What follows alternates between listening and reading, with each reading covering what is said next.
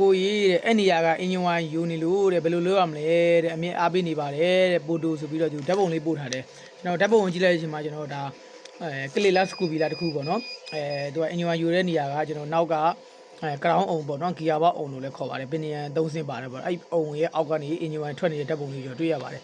ဟုတ်ကဲ့ဒါကကျွန်တော်ကအင်ဂျင်ဝိုင်းကတေချာအပြင်ကိုယူအောင်လုပ်ထားဖြစ်ပါတယ်အဲ့လိုပြောလိုက်လို့ကျွန်တော်ကဒါမကောင်းပြောတာမဟုတ်ဘူးနော်အင်ဂျင်ဝိုင်းမဟုတ်ပါဘူးဒါကဂီယာဝိုင်းပေါ့နော်နောက်ကကရောင်းဝိုင်းပေါ့ပင်နီယန်တွေအတွက်ဘောတွေအတွက်ချောစီထည့်တဲ့ဂီယာဝိုင်းလို့လည်းခေါ်ကြပါတယ်အဲ့ဒီဂီယာဝိုင်းအပြင်ကိုယူကြတာပါတေချာယူအောင်လုပ်ထားဆိုကျွန်တော်ပြောတာထပ်ပြီးရှင်းအောင်ပြောပြပေးပါမယ်အကယ်၍ဒါအခုတေချာယူအောင်လုပ်မထားဘူးဆိုရင်ခဏဂီယာဝိုင်းကကျွန်တော်ကဒီဘက်ကအင်ဂျင်နဲ့ join ထားရရှက်ရှိတယ်ဟိုဘက်ဘိန်းကို join ထားရရှက်ရှိတယ်အထဲမှာဂီယာဝိုင်းထည့်ထားရတယ်အဲ့တော့အဲ့ဒီ YC ပေါက်ပြီဆိုရင်ကျွန်တော်က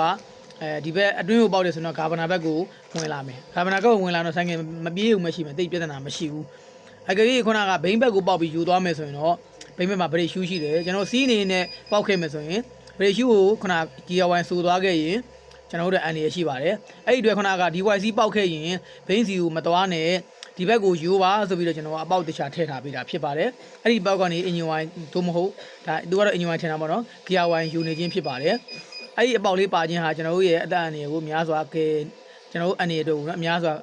အထောက်ကူကယ်ပေးပါတယ်နော်ဗရိတ်ရှူးကိုခုနဂီယာဝိုင်းထိသွားမယ်ဆိုရင်ကျွန်တော်တို့အန္တရာယ်များပါတယ်ထားပါတော့ဒီချိန်မှာကျွန်တော်ရှေ့ဘရိတ်ကလည်းတိတ်မမိတဲ့အချိန်နဲ့ကြုံခဲ့မယ်ဆိုရင်နောက်ဘရိတ်ကလည်းအင်ဂျင်ဝိုင်းဂီယာဝိုင်းထိသွားမယ်ဆိုရင်ဘရိတ်ကကောင်းကောင်းမမိတော့ပါဘူးအဲ့ဒီအတွက်သူကအောက်မှာအပေါက်လေးထားပေးပါတယ်အဲ့ဒီပေါက်ကဘာလို့ဖို့လဲဆိုတော့ခုနကဒီဘိန်းရှက်ဘက်က YC ပေါက်ခဲ့ရင်ဗရိတ်ရှူးစီမသွားအောင်အဲ့ဒီအပေါက်ကနေပြီးတော့စီခုနအော်တိုစီအောက်ကိုကြောက်အောင်ကျွန်တော်လှုပ်ထားပေးတာအခုဓာတ်ပုံကအဲ့ဒီပေါက်ကနေယူနေတာပါအဲ့တော့အဖေကရှင်းရှင်းလေးပါကရောင်း YC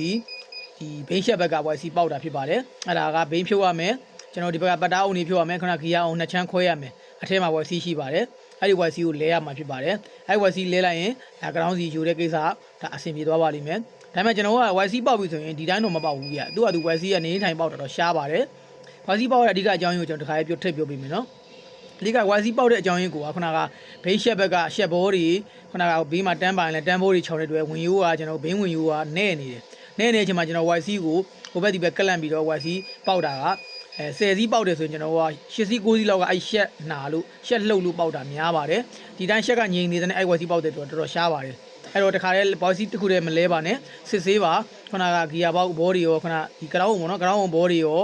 ဒီခုနဘိန်းရှက်ဘက်ကဘောတွေရောအပြင်က